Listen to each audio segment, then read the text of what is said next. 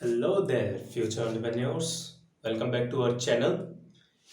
If you are thinking about starting a proprietorship business in India, you are in the right place. In this video, we are going to walk you through the entire process step by step.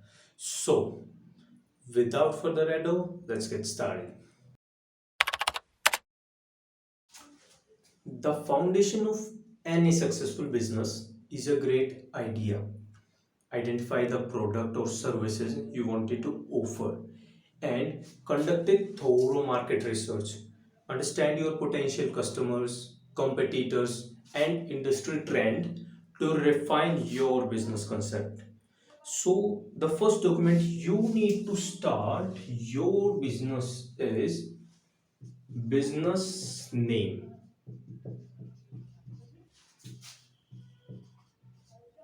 Yes, your business name is your identity.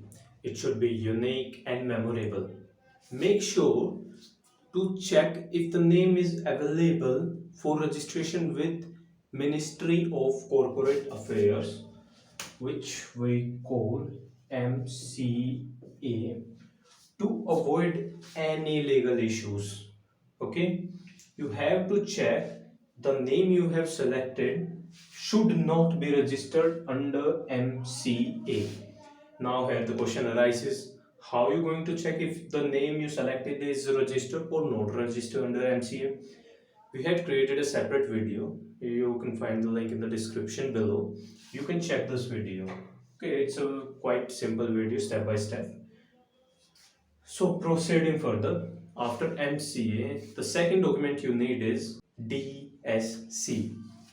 DSC stand for Digital Signature Certificate. Now, what is Digital Signature Certificate? Before you register your business, you'll need a Digital Signature Certificate or DSC. It's an electronic form of your physical signature that is required online submission with the MCA. Yeah, you heard it right. It is a digital signature which can be used online under MCA. We're going to talk this further how we're going to use this in MCA. We are not going to talk about this in this video. We had created a specific video on this topic too. First video is this and second is this. Our third document is Director Identification Number. Director Identification Number, or we call it DIN. If you are a sole proprietor, you need to apply for a director identification number. This is a unique identification number required for any person who intends to be a director in a company.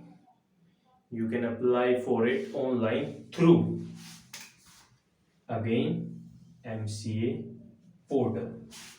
If you don't know how to apply DIN, you can check this video. In this video, we told you about both how to check your name under MCA or DIN, how you can apply your own DIN. Proceeding further, our next step is register your proprietorship. The good news is that proprietorship in India don't require formal registration. However, you can still obtain a show and establishment act license from your local municipality and panchayat. This license is important for legal compliance. It's not hard to get this document. A little research can help you to get these documents. So, after this, our next document is a bank account. Yeah, you heard it right. Our next step is to open a current account. Now it's time to open a business bank account. Visit a bank of your choice and Provide the necessary documents, including your PAN card, business registration, whatever they ask for.